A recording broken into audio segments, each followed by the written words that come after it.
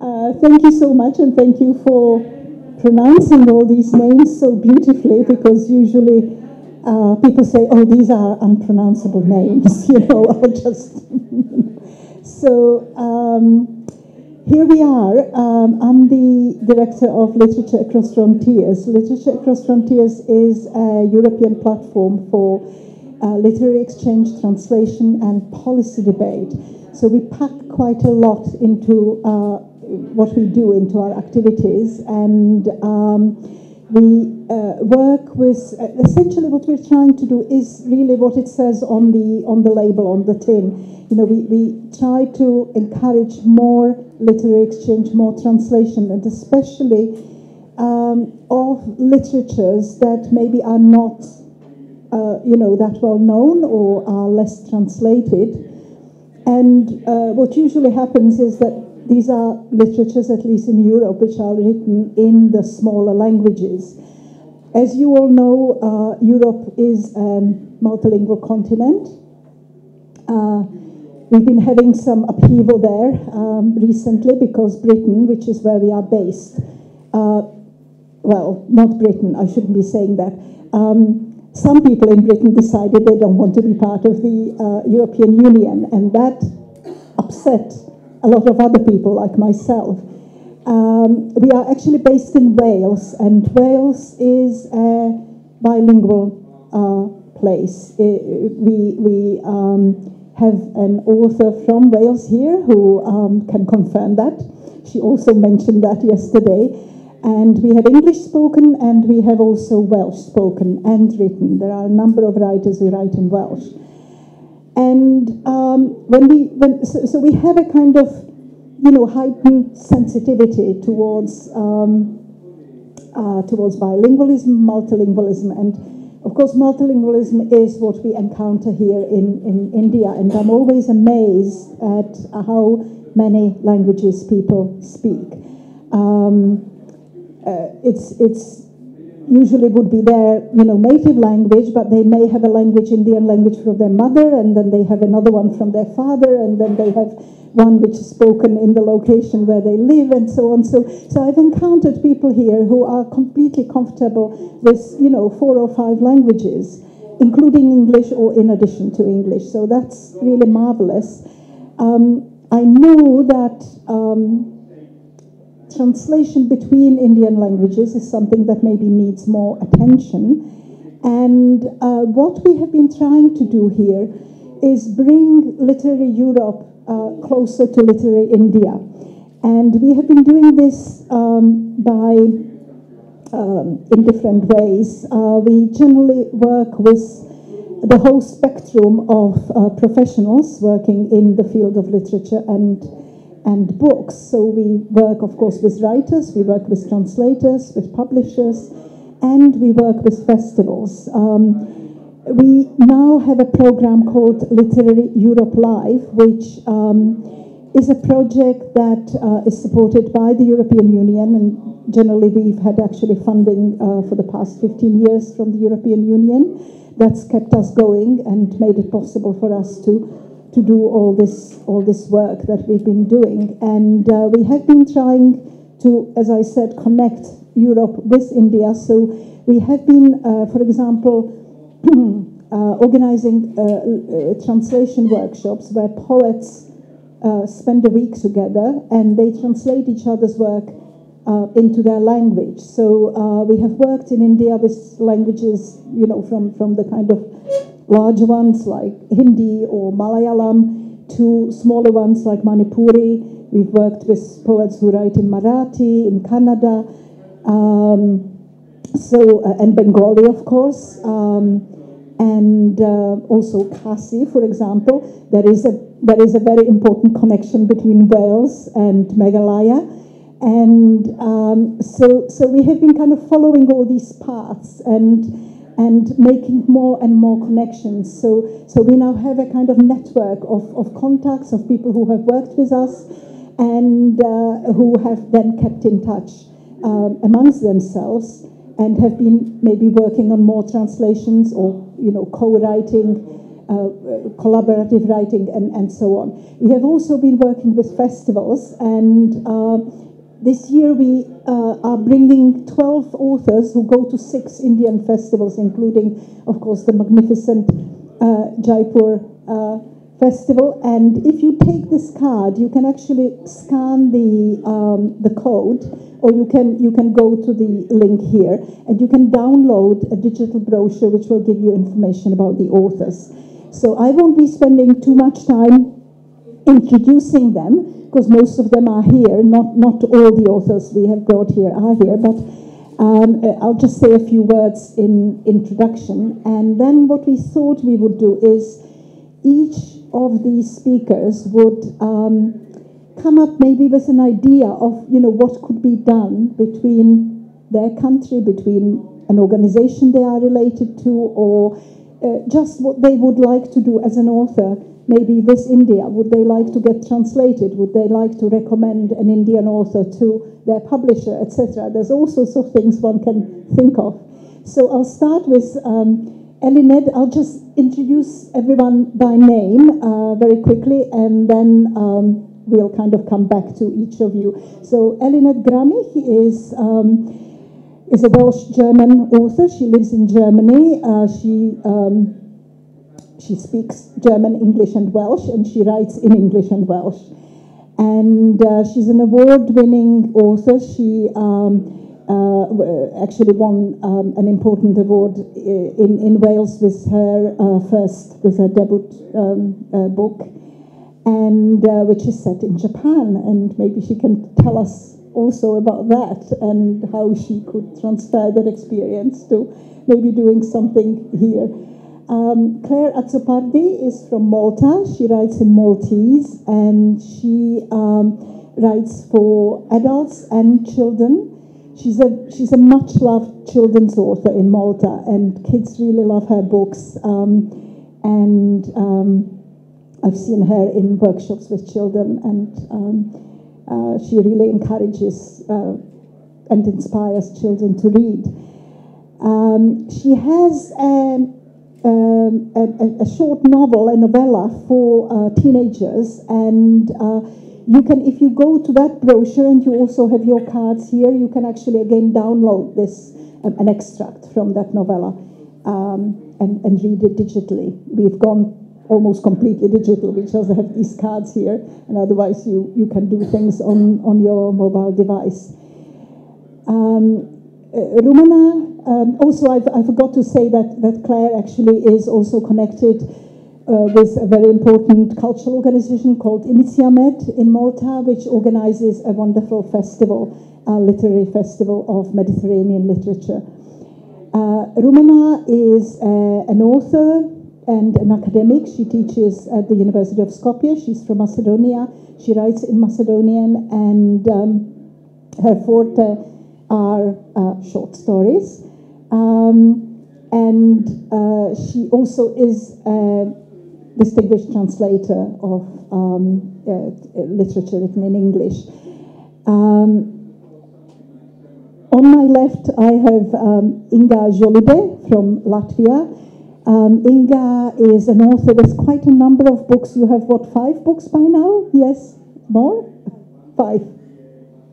And she also was awarded the European Union Prize for Literature. She received some awards in her native Latvia as well. And she also works with the Ministry of Culture, the money comes from the Ministry of Culture, but it's the Writers' Union. You run the program for writers' mobility. Zanete Vevere-Pasqualini is also from Latvia, and she actually promotes Latvian literature. So she's here to talk to publishers and see if it's possible to get some Latvian authors translated either into English in India, which is not a bad idea, because there are obviously many publishers who publish in English, but also Indian languages. Last but not least, Simic. Roman, again, is a prose writer. He used to translate, but doesn't do that much anymore, from Spanish. and he's fluent in Spanish and, of course, in his native Croatian. And to my mind, the most important thing about him is that he actually set up a wonderful festival of short story. It's called the Festival of the European Short Story, and it takes place in Croatia, always in Zagreb, in the capital, and then in another location. So the authors who come, the international authors, actually get to travel to other places.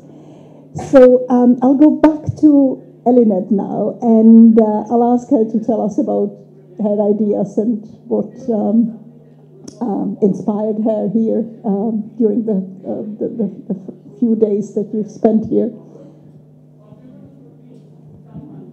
Hello. Hello, everyone. Thank you for the lovely introduction. So I'm very, I have to say, firstly, caveat, I'm very new to India. It's my first time in India, my first time in Jaipur, and I'm enjoying myself so much. It's lovely. So I can only really, firstly, just kind of repeat a little bit of what Alexandra just said. My first real impression of India so far has just been, firstly, my incredible ignorance of India has come to the fore, but also just this amazing diversity of cultures and multilingualism of India has been astounding to me. I mean, obviously, I knew that India had many languages, but when I come here and listened to the talks yesterday, I was just sort of overwhelmed by the amount of writing and interesting projects I've been hearing about, and you know, all these languages that I've yet to come across, and I'm so interested to learn more. And especially as I come from Wales, and as Alexandra was explaining, we have our own language, obviously, of Welsh. And so to hear of all these other languages and bilingualism and multilingualism has just been so, I don't know, encouraging and to me personally. So anyway, that was my first impression. So my first thoughts when I was thinking about this presentation now was the importance of translation, and also of translation. We were talking yesterday about translating into English. Why do people want to translate into English all the time as a dominant language? And really, my first thought was, you know, why don't we translate these Indian languages into Welsh, so that Welsh readers can access them, and why not do that, and why not kind of champion the languages of small nations or smaller cultures. So that was my first thought. Definitely, I wanted to talk a little bit about sort of my different, some more practical, I suppose, exchanges as ideas. Firstly, really recently in Wales, we had a project called, I'm just going to mix someone else's idea, which is Mia Davis from Poetry Wales. We had this amazing project called the Galenion Project, or the Enemies Project, which was basically, the idea was to have a group of about 10 poets and writers from Wales, from England, from Scotland, from very different parts of, all from the UK though, I think. They came together and worked together quite intensely for about 2 weeks. And the idea was that every night they would do a performance somewhere new. And each of the authors or poets would work with one other author in the group. So every night there'd be a new kind of work that they had collaborated on. So either it would be poetry, or it would be prose, or it would be some kind of drama or music. It was always something very, very kind of pushing the boundaries, really, pushing the boundaries of arts and of what you can do with spoken word. And this is really exciting to me, and I think it was really exciting to the literary community in Cardiff and Swansea from where I come from. And you know, you'd think like two people who don't really know each other that well working together for a couple of nights, what they're going to achieve probably isn't going to be very good. But the opposite was true. Under this pressure and under this kind of, I don't know, the energy to perform, what they came out with is actually amazing. It was some really good stuff, and it was all filmed and put online, so you can all watch it. And I thought that was really a way of getting authors and writers talking to each other, work together, getting new stuff out, and meeting new people And as I said, it was really, really productive. So I was thinking, obviously, it might not be quite as feasible given the distance between Britain and between Wales and India, but something, an intense project like that can come up with so many new things. And also, leading from that, as Alexandra mentioned, I used to live in Japan, and what I've sort of brought back from Japan, really, in the end, in terms of literature, my experiences with literature there, was all my personal relationships I had. So meeting authors and writers in Japan, who I'm still in contact now, they are, everything to me in terms of what I understand of contemporary Japanese literature. So they are the ones, they're the ones who send me new books of contemporary poets that I would never have normally come across if I'd been on my own in Japan. And this, I think this, in the end, any exchange or collaboration rests on these personal relationships. That's really important, and they're kind of your key to a culture. So in terms of partnership with India, the thing that I, as a writer, as a translator, would love to have is this kind of almost one-on-one personal relationship with a writer or a translator in India who can tell me, look, there's this great poet, there's this great writer, I'll send you a copy, and I can also try and do the same thing, and to have this kind of really basic exchange. I think that's the beginning of so much. So yeah, those are my first few ideas. I don't know if anyone else wants to chip in. Yeah. Thank you. Good afternoon. I'm Clare, and I'm from Malta. So the first impression I get here is when I tell everyone I'm from Malta, everyone looks at me and stirs as if I come from another planet. Nobody knows where Malta is, and then I have to explain it's in the Mediterranean, and some of the people don't even know where the Mediterranean is, so then I have to say it's south of Italy, so then they think it's part of Italy, but no, anyway. I'm so glad to be here. It's been such a wonderful week. It's my first time in India as well, like Eluned, and I'm so lucky to have been in so many wonderful panels. I had a panel every day, and I also had the opportunity to speak about my novella, which Alexandra mentioned, my teenage novella, at the Samvad theater, which is huge, and there were so many teenagers, and I had such great feedback from the audience there. Also, these festivals, make, because let's face it, I come from a place, and we only know about the big names, the big Indian names, and the obvious ones. We never get to know the contemporary writers, which are also as good. And being here helped me to make new contacts, meet new writers, like yesterday's panel about the short story, and the panel which I had on Monday, which was on the native tongue. Fiona is here; she was with me there as well. It was such great to meet different authors, and also, as Eluned said, she mentioned this amazing project, and I would like to mention a great project that we're working on as Inizia Med, which is this cultural organization which is promoting Maltese literature abroad.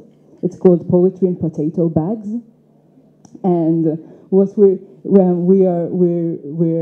twinning with the Netherlands, and what we're doing is that a few poets from the Netherlands and a few poets from Malta are writing poetry, and then we're giving them to the people who get the potatoes and put them in the bags, and then when people buy the potatoes, get not only the potatoes but even the poetry of the potatoes. But not only that, many of us also went to the Netherlands, and poets came to Malta to go to classes with children and write poetry. And then the children's poetry went in these bags as well and reached the children in the Netherlands, and vice versa. So children were reading each other's poetry, And they had also translators to translate, because the children were writing in their own language, no, in their native tongue. And they had translators to translate these short, sweet poems in the classrooms. So this could be, one idea.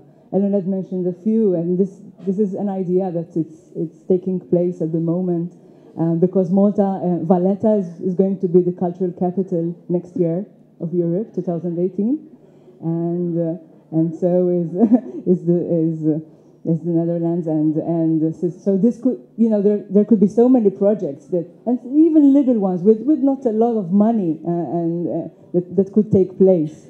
And we even though Malta is very small and well, India is huge, but we still share some some similarities and some concerns, especially when the native tongue comes in, and the privileged language that is always there and is taking over, no?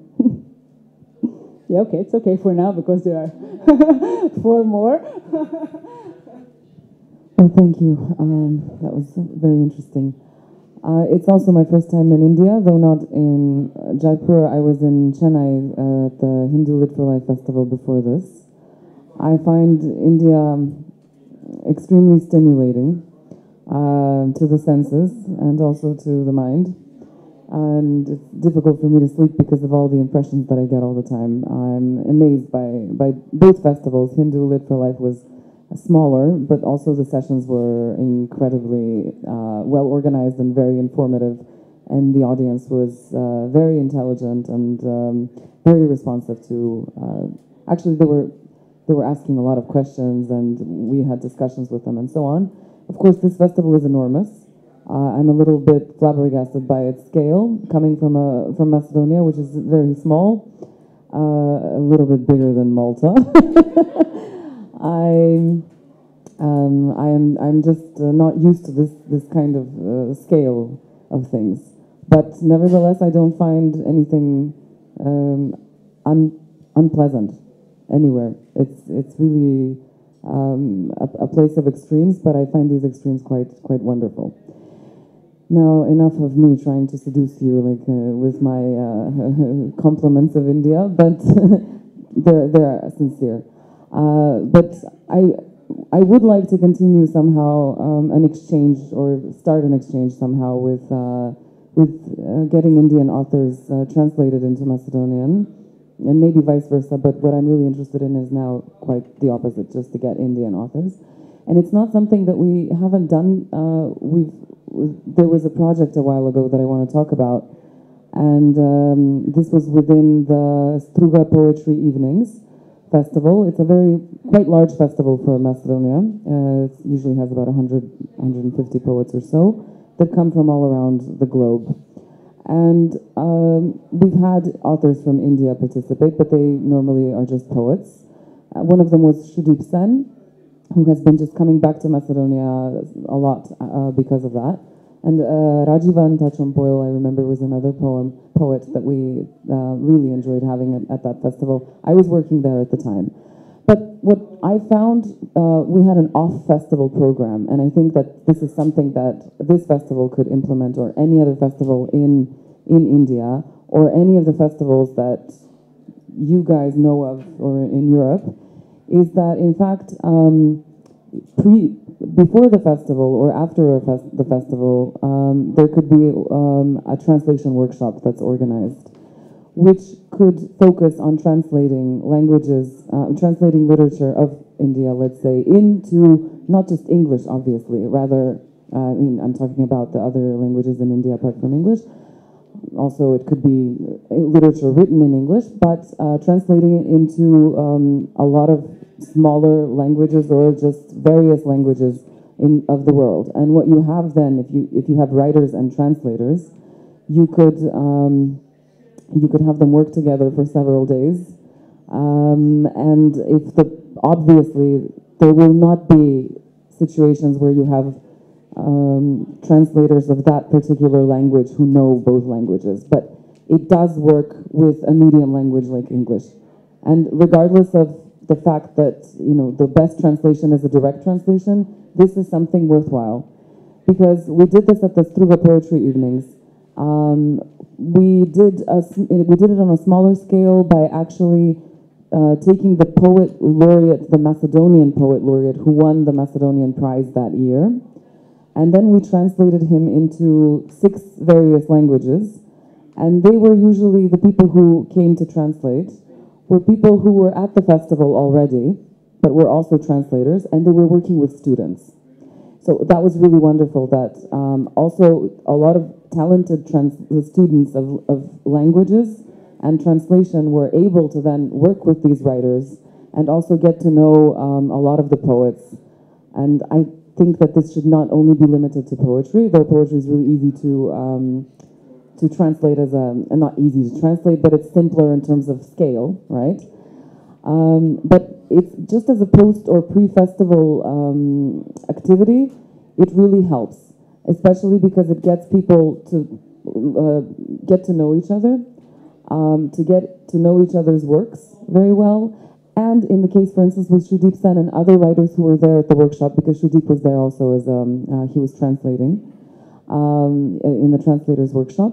We also then, just because we wanted to, we translated some of his poems into Macedonian.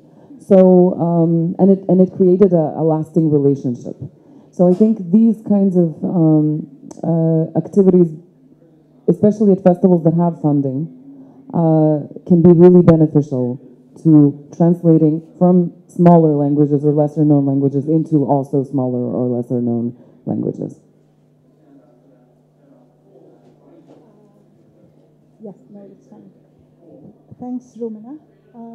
Is this? Yeah, okay. Volume.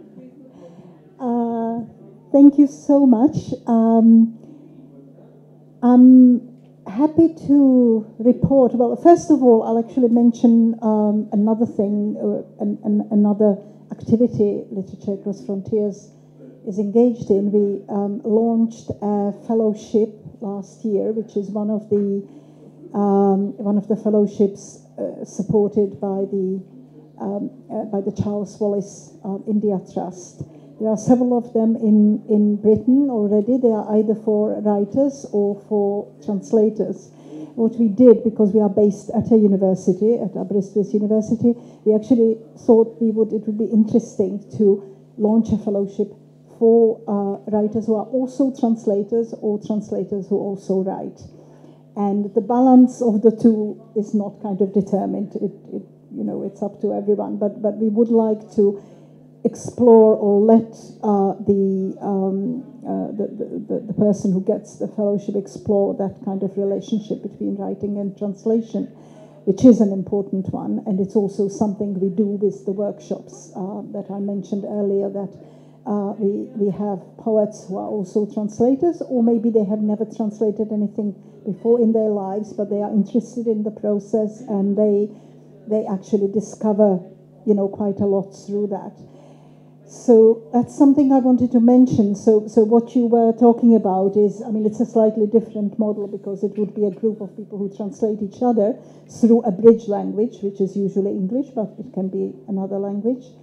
And of course, when you say translating from smaller languages into other smaller languages, when we work with India, it's not like that, because we would have someone who writes in a language spoken by 1.5 million people, and they're translating or being translated into a language that's spoken by many million. So that's something I wanted to elaborate on. But I also want to say that our motto is making literature travel, and it's a kind of strapline also on our website. Do come to our website, have a look at what we do to discover more. But also sometimes I kind of mumble under my breath. I say we're also ahead of the pack. So I'd like to say that what you said, that would be a good idea, the Galenian project. We're actually planning something like that already. It will be 5 poets going to 5 Indian cities to spend some time, and then 5 Indian poets will come to Wales. And the focus will be on translation, but mainly collaborative writing. And in each location, they will be working with other writers and artists, maybe musicians. So it's already happening. And what we also do, we also organize sessions like this, and it's a real pleasure to be able to be here in the Jaipur bookmark. Thank you very much, Nita, because this kind of professional development event is really very important for us, and we organize them in Europe as well. And coming here to India, I have spoken at various events and have done workshops with publishers, for example, with translators and so on.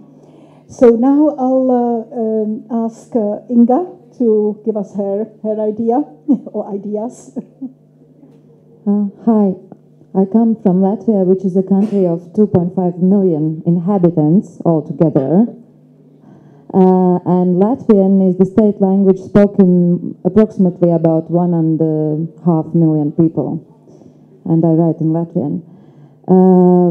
But this is not only the story about how small you are, because it's not that we know much about Indian literature, and India is so much bigger, and the languages are so much widely spoken. So I think that this is Latvia and India have been mutually like blind spots to each other so far. Last year, the first Latvian contemporary book of literature was published in Hindi, but Zanete will tell probably a little bit more about it. And this is our first time in India, and in the festival in India. And I don't think there has been any Indian writer or a poet in Latvian festivals.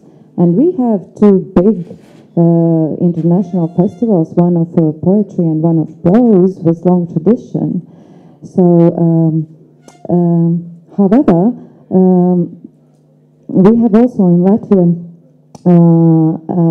very well known also International Writers and Translators House, also already for 10 years, and there have been several Indian writers and poets there to work for 1 month or so, and there we have also made some contacts with those people, with translators as well. But the problem is that there is no one who could translate directly, either from Latvian in any of Indian languages or vice versa. Although in the last year there has been a very active contact between Latvian and Indian governments, and several Baltic studies centers in India have been opened and will be opened in the nearest future.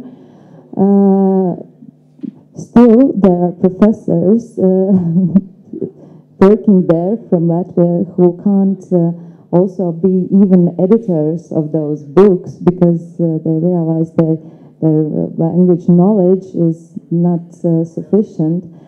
And I think that this really personal contact thing, and this traveling, coming here and seeing how this is happening, and also the scale, and taking into account also my position at the Writers' Union in Latvia, curating this program of writers' mobility, I think it's very essential to participate in this festival, so that the collaboration or the exchange of literatures and culture could be more active in the next years. Thank you. Hello, my name is Zanete Vevere-Pasqualini, and I'm trying to promote our literature abroad. We've been lucky because we've had this chance for the past 3 years to promote our literature, also prepare qualitative sample materials and synopses, because we are getting ready for our status as a market-focused country in London Book Fair. And this is really important also for other countries, as for example for India, because as Inga mentioned, we don't have any translators that might eventually translate directly from Latvian into any of the languages spoken in India. And incredibly, we've had our first success also in India, as Vani Prakashan published one of our most famous women's authors, Nora Ikstena. I have here her life stories. And speaking of collaboration, already some poetry workshops and other eventual possibilities to organize festivals were mentioned.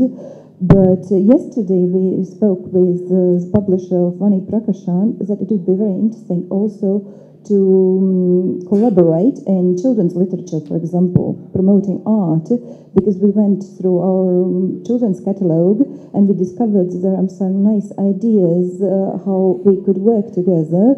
Vani showed me some books on art and how to approach art.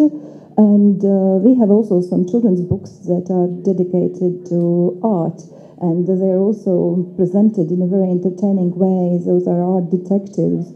And so we came up with an idea that we might eventually organize also a workshop between all illustrators. And it could be something that might be interesting for both, and it could also trigger the collaboration between authors. So it looks promising. It's my first contact, and thank you really for this possibility to be here and learn more about your literature and culture. So I hope this our status of a market-focused country in London will help also to promote our literature and also collaborate with other literature centers and authors and publishers. So it will be a great chance. And I would like also to mention that as we don't have any translators able to translate directly, I think it's of great importance to create close contact with local publishers and really establish our relationship based on trust, so we can trust the text and everything will come out perfectly. So thank you so much. I think all of the things have already been said. Probably you'll have some new ideas like to pass. That's good. Thank you. Thank you for the opportunity to be here. Zanete, I never trust the text, you know. Hello everyone. My name is Roman Simic. I'm coming from Croatia. I owe India a huge revelation until this moment with the 4.5 million of inhabitants Croatia has. I thought we are like little, but after hearing experiences from Malta, Latvia and Macedonia, I see that we are superpower, you know. So here, like, I feel really, really big, but just here.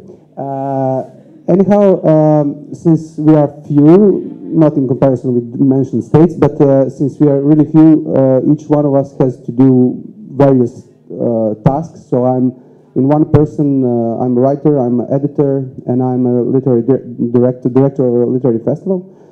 So it's kind of not just, I don't have only a double identity, I have a triple one. It's quite schizophrenic, so so I would like just to focus on a couple of, let's say, terms that I've heard my colleagues were mentioning here, and I'll try from this triple perspective to relate in a way to them. So one of them was utter ignorance we have towards of or about Indian literature or literature in native languages. So it's kind of from my perspective of editor, let's say. I'm doomed to a middle language, so the language that I can read actually and understand, or I'm doomed to mediators, you know, the agents or information points, let's say, who could pass me information about an Indian writer. And I'm also doomed to a market I live and work in. So it's hard for me to publish the first book of an Indian writer. So I have to have a material to work with in terms of sales. And since we are like small market, we have to be in a way cautious with the first book. So in my editing career, I published a couple of Indian authors. I published Vikram Seth, Suitable Boy. I published Indra Sinha, Animals People. As a festival. On the other hand, as a festival director, I'm directing a festival in Croatia that, unlike other festivals, used to invite people who not necessarily have a book translated into Croatian. So it's other approach. It's dedicated to short story, and we want to be first to present new names to a Croatian audience, even though the name has not been consecrated or translated or well known or whatever. So we would like to offer new information and point out to that particular author and say, okay, look, editors, publishers, come here and try this one. So we intend to be mediators. In that term, so far we presented just one Indian author. His name is Rana Dasgupta. He lives in Delhi. He writes in English, so in a way it was a bit easier to. But also there's a matter of money, of course. We don't have a huge budget, so when it comes to paying the tickets, it turns out to be far more expensive to bring someone if there's not any kind of foundation to support that travel. Ignorance, on the other hand, just to make some kind of a note or a footnote. I mean, we don't know in Croatia. We don't know much about Latvian literature either. So it's about the motto Alexandra said, mentioned the literature across frontiers has or promotes to make literature travel. I think the travels like these, or travels like those we obviously had in mind. Each one of us had some kind of idea. So if some of those ideas would work, I think that those travels would show us, would give us a bit more to get us. Columbus wanted to go to India, but he ended up into some kind of new world. So I think each of our travels would take us to some other new world. No matter where it could be, or maybe Donald Trump wouldn't rule that world tomorrow. But let's pray not. Anyhow, what I want to say, I think we should make the literature travel. Sometimes, from our perspectives, writing in small languages, editing books in small languages, sometimes you feel isolated, you feel like lost, you feel alone, you feel lonely, and then it's a great thing to get somehow somewhere. I can imagine the different situation. I can imagine languages and literature such as huge as Indian also needing some kind of bridge to get somewhere. But I think we're going to manage it somehow. And I think I want to thank Alexandra and Literature Across Frontiers because that platform gave us opportunity to sit here in front of you and share things we have. And maybe it's just some kind of beginning, but let's make that ignorance of each other disappear or slowly vanish in sunset light. So I'm passing the microphone. No, you don't need to be. Yeah.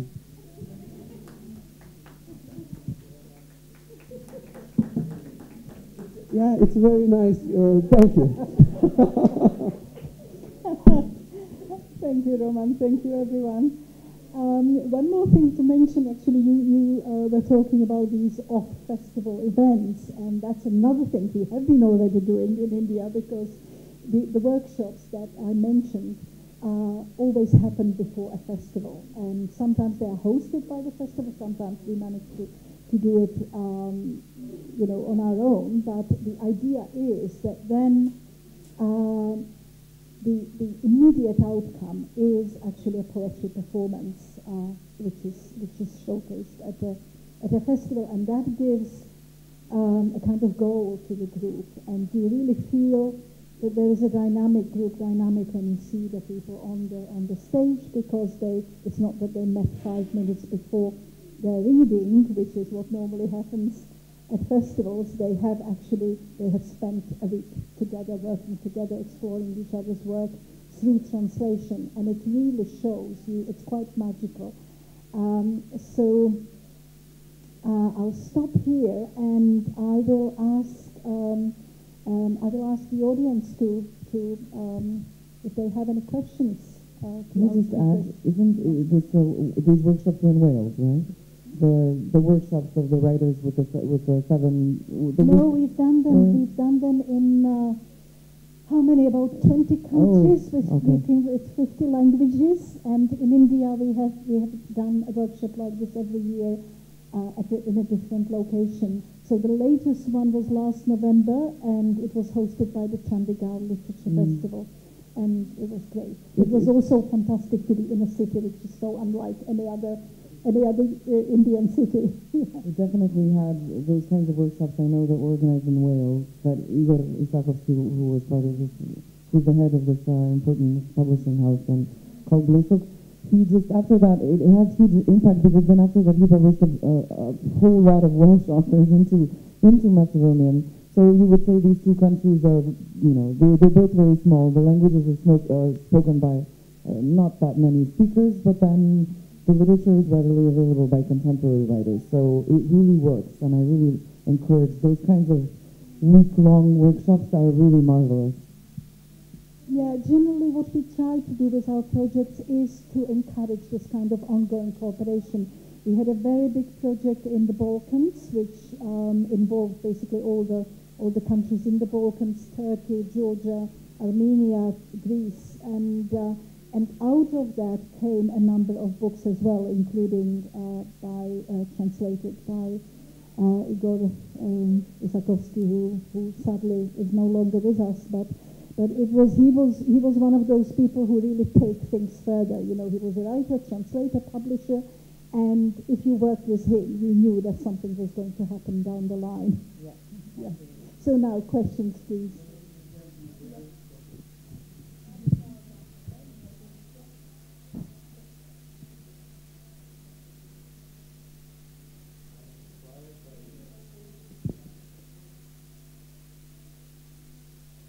By my ignorance to ask this question.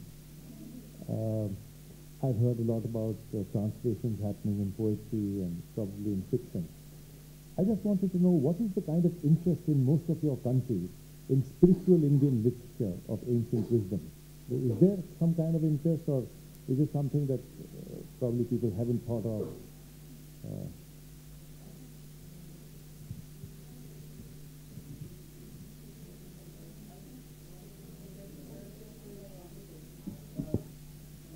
I think spiritual literature was far well known, in those terms. I mean, there were, I don't know in which directions, but Croatia and Macedonia used to be a part of Yugoslavia, was a bigger country, let's say, but there were like lots of texts, Ramayana, Panchatantra, stuff like that.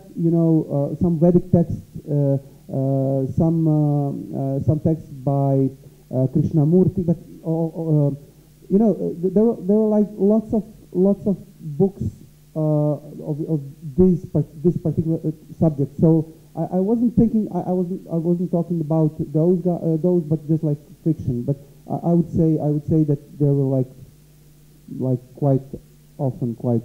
Yeah, I absolutely agree with you. I come from the Czech Republic. I was born in Prague and I grew up there.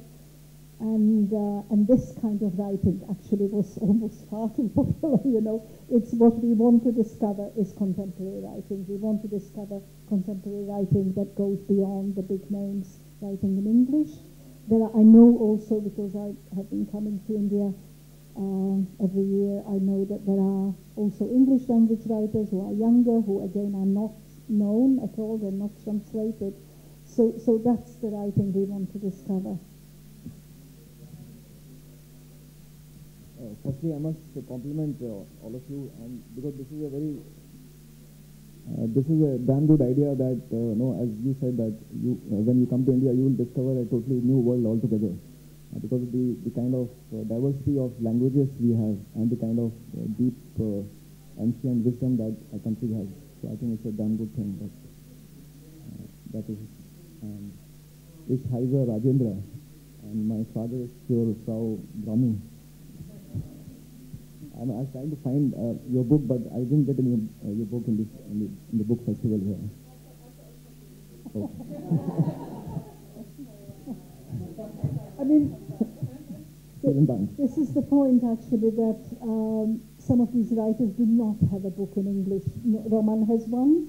Well, you have a book in English, but it's something that we are also, trying to make happen. And of course, the English language market is very resistant to translation, to English translation.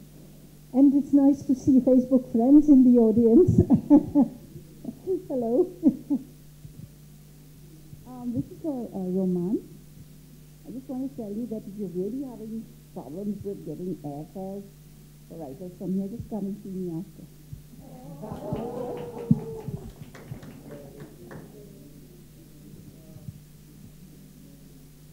Anyone else?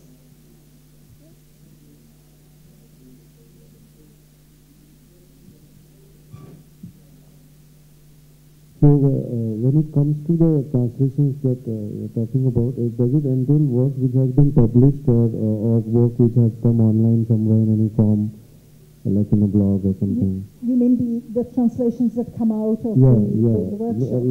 Many don't come out as published work. I mean, there's a lot happening on the net. Okay. Well, it's both.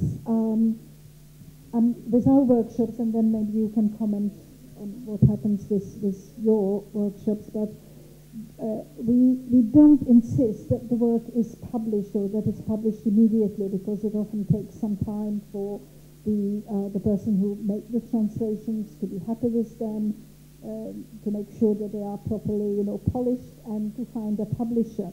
So what's been happening is that these translations really have been published online. They have been published in magazines, in newspapers, and also as books.